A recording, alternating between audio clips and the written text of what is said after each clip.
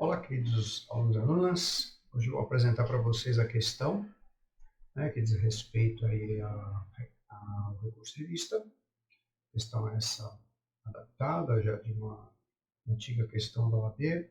Esse tipo de problema quase já não cai mais, pela complexidade, dificuldade de elaborar a questão, mas a gente evidentemente tem que estudá-lo e conhecê-lo a fundo, né? Só fazer uma breve retrospectiva e lembrar de alguns detalhes fundamentais.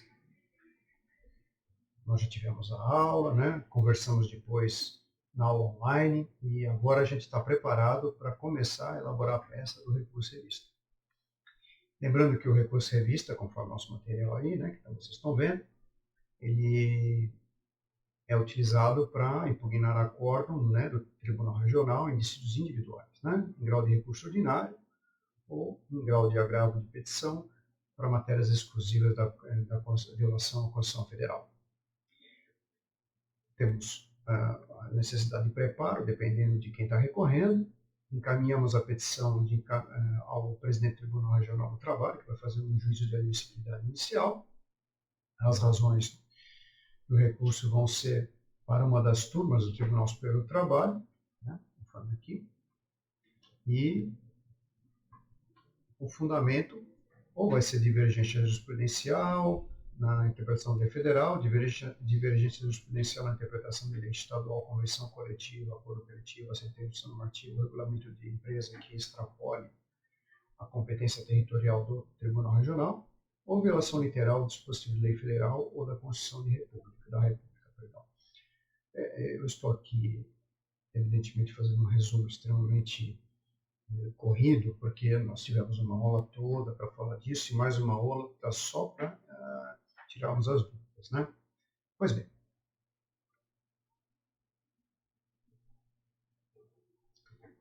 eu adaptei uma questão aqui, que já caiu há muitos anos atrás na OAB, e deixei ela meio que adequada à hipótese do que nós queremos trabalhar aqui. Então, vamos fazer a leitura. Vejam que nós temos poucos dados, como era muito comum naquela época, né? Então, em audiência de instrução realizada nos autos da reclamação trabalhista promovida pelo empregado A em face da empresa B, o meritíssimo juiz de uma das varas do trabalho da capital de São Paulo indeferiu a oitiva das duas únicas testemunhas do reclamante, sob seus protestos, alegando que ambos estavam litigando contra o mesmo empregador. O reclamante pleiteava na inicial o pagamento das horas extras e reflexos, na integração dos salários por fora, na incidência do FGTS no aviso prévio indenizado. Por sentença, todos os pedidos foram julgados improcedentes e o autor condenado no pagamento das custas arbitradas em R$30. O A recorreu ao Egresso Tribunal Regional do Trabalho da Segunda Região, tendo sido negado o provimento ao recurso ordinário. A questão é como advogado de A promova o recurso cabível atendendo às formalidades de praxe. Né?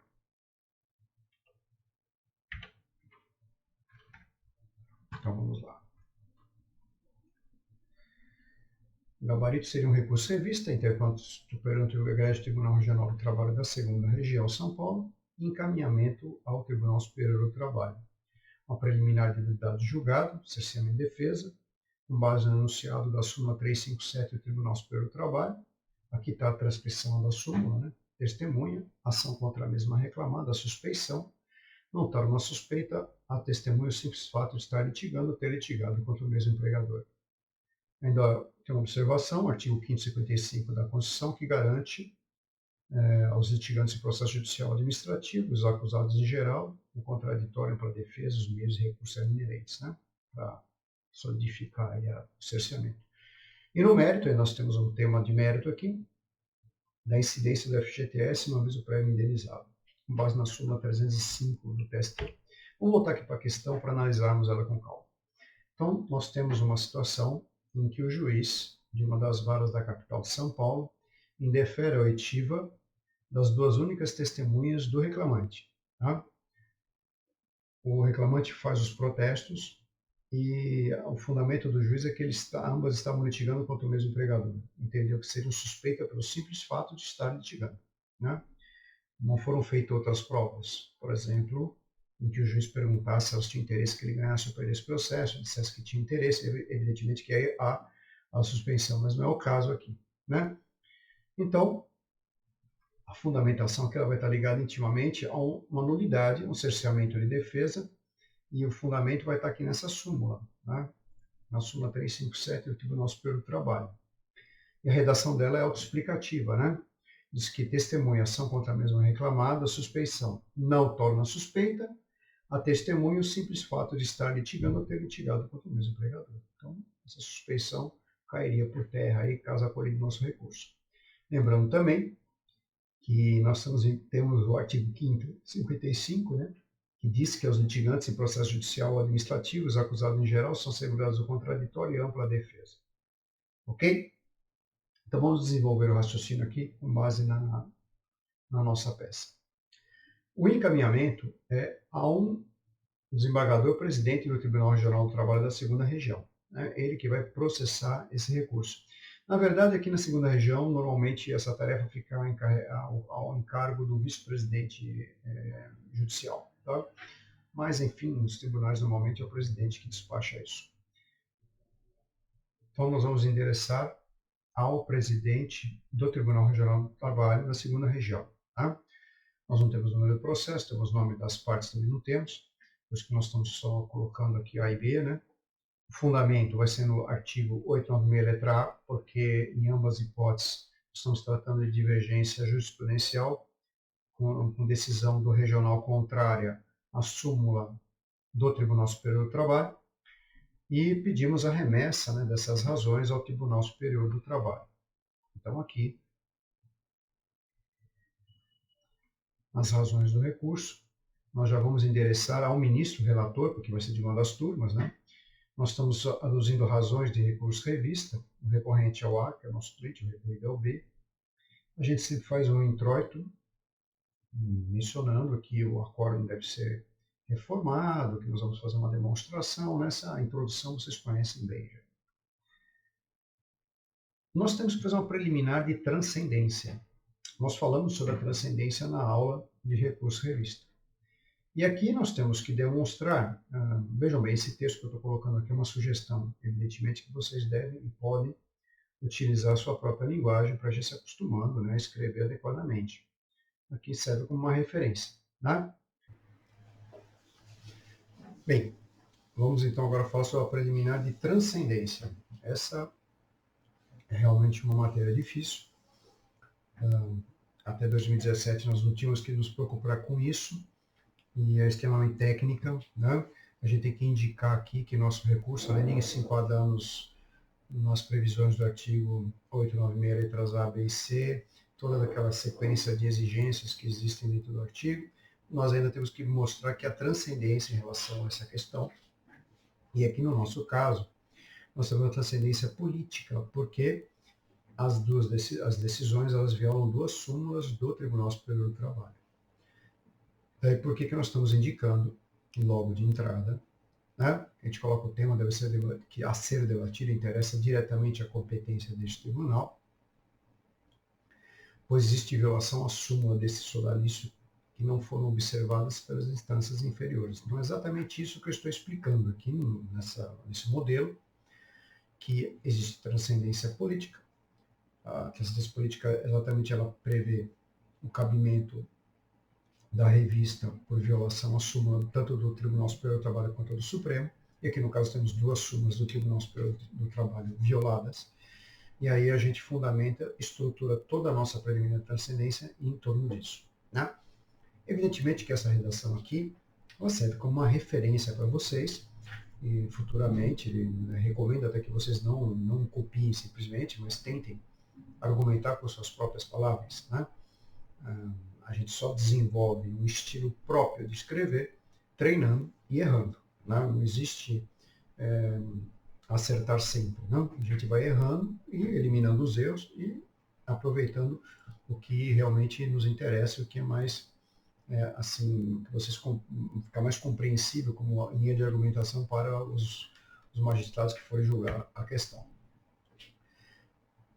E nós aqui, inclusive, estamos destacando, né, que esta questão ela se projeta além dos interesses subjetivos da causa, ou seja, por isso que ela é transcendente. Né? e a repercussão dela é de natureza política e justifica o cabimento do recurso. E aí nós vamos falar dos pressupostos de admissibilidade recursal, os pressupostos extrínsecos: prazo, preparo, representação.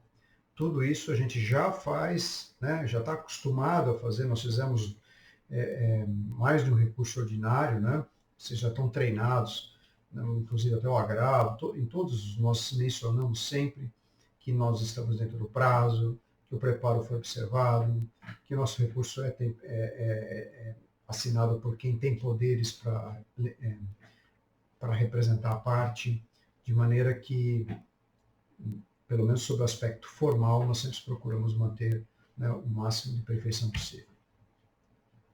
Pois bem, inclusive nós colocamos aqui, ó, né, que a nossa matéria ela está pré-questionada. Isso é importante, né, para cumprir as exigências da súmula 297. E aí a gente vai começar aqui uma parte que vai exigir bastante de vocês, né, no sentido de fundamentação, raciocínio jurídico, lógica jurídica, né, e demonstração de teses de direito, né, confronto de teses de direito. Nós vamos fundamentar o quê? Uma preliminar de nulidade.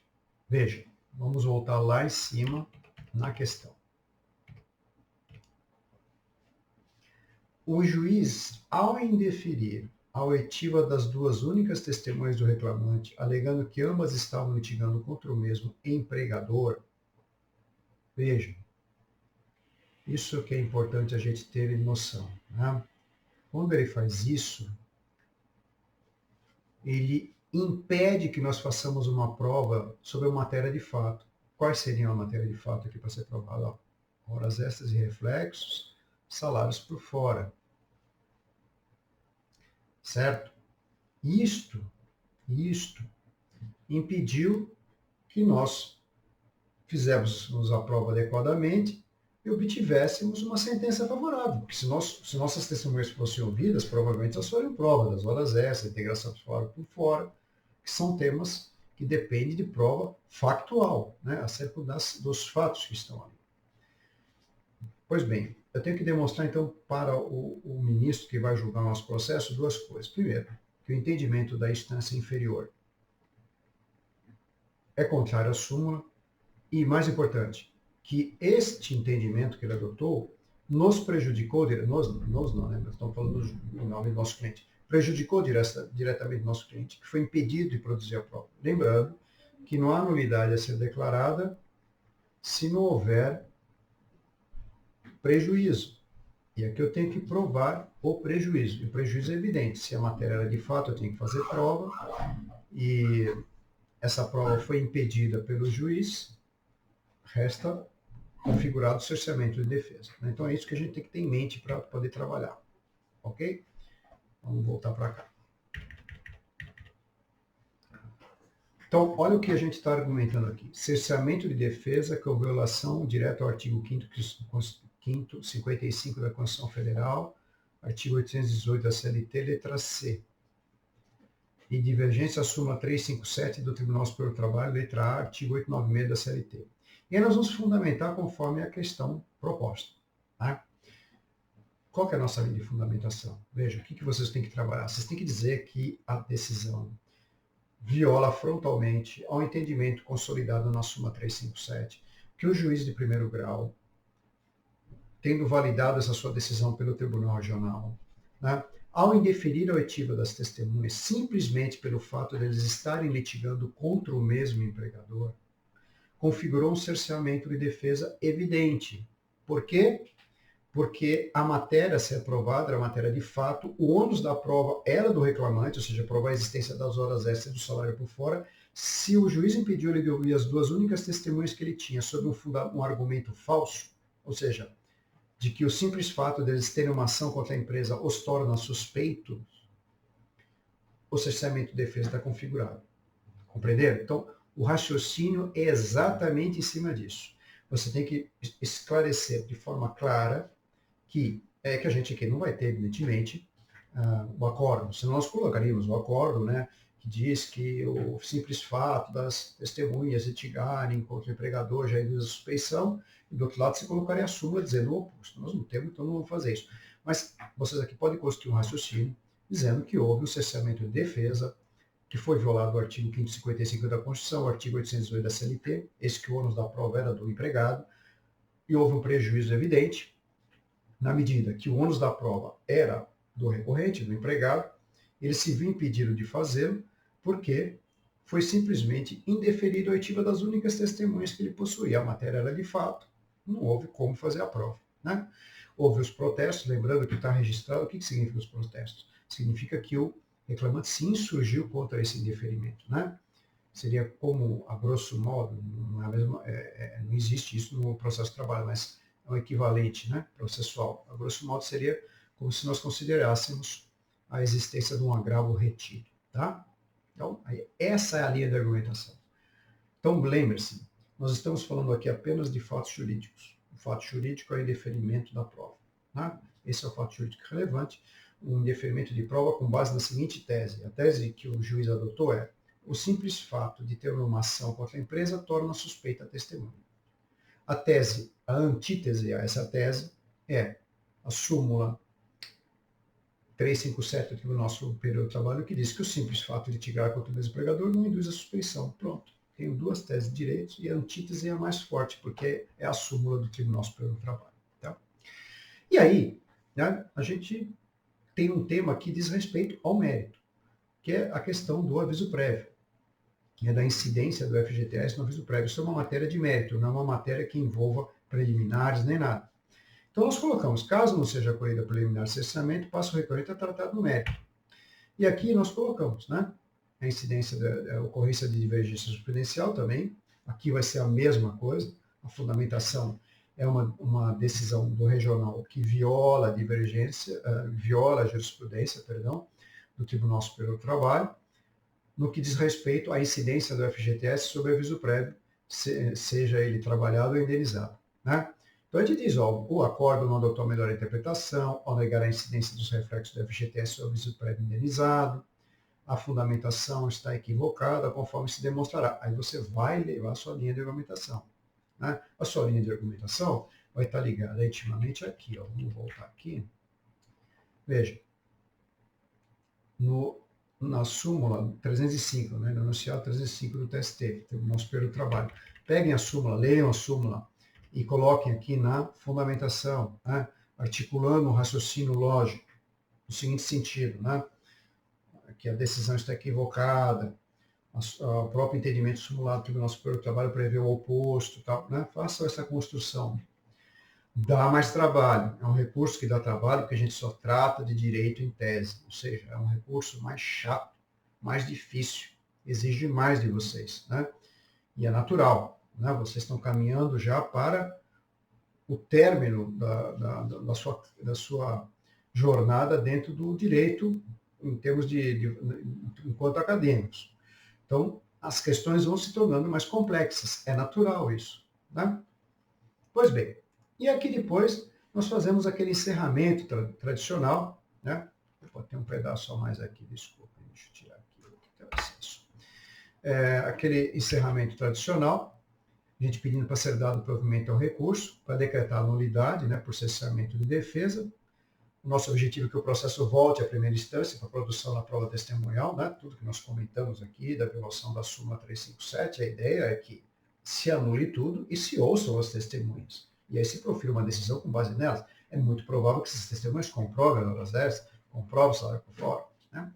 E a gente deixa uma alternativa, caso superada a preliminar, que seja conhecido o mérito e provida com a condenação ao pagamento do FGTS sob aviso prévio, né, com medida de inteira justiça. E fazer aquele encerramento, né, local e data, advogado.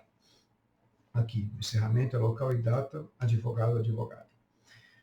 Veja, a gente sempre deixa essa alternativa, né? Porque imaginem que não conheço a preliminar. Se ainda eu posso salvar pelo menos o FGTS do aviso prévio, tudo bem, que é um valorzinho de nada. Mas, né, é melhor do que ficar com a ação totalmente improcedente. Né? Parece aquela famosa frase, né, do Macunaíma, né, que ele fala num determinado momento lá da saga dele, que ele fala antes fanhoso que sem nariz. Né? Então é isso aí, pelo menos você consegue salvar um pedacinho aqui, né? Pois bem, esse é o recurso revista e a peça que nós temos que elaborá-la, né? Mas essa elaboração dessa peça aí, ela vai exigir mais de vocês, é um pouco trabalhosa, principalmente na parte da argumentação, né? E vou falar para vocês, essa peça está super simplificada aqui. Se fosse uma peça que envolvesse um caso real, seria muito mais complexo, cheio de citações, a gente faria colunas comparando as teses e toda uma linha de argumentação bem mais elaborada. Né? Mas aqui dentro dos limites que nós podemos fazer para a nossa atividade, eu acho que dá para desenvolver bem, ok? Então, deixo aqui a peça para vocês resolverem, façam com calma, né? Nós tivemos já tanto a aula gravada quanto a aula online. Essa aqui vai ficar gravada e vamos ter também uma aula online para tirar as dúvidas acerca desta peça, porque ela é realmente difícil, tá bom? Mas não desanime, tenho certeza que vocês vão conseguir fazer, que vocês vão superar mais isso. E aí, quando estivermos juntos novamente, vamos comentar o quanto, né, vocês evoluindo ao longo desse processo todo aqui, até esse momento. Fiquem com Deus e em breve voltamos com novas questões para vocês solucionarem. Um abraço.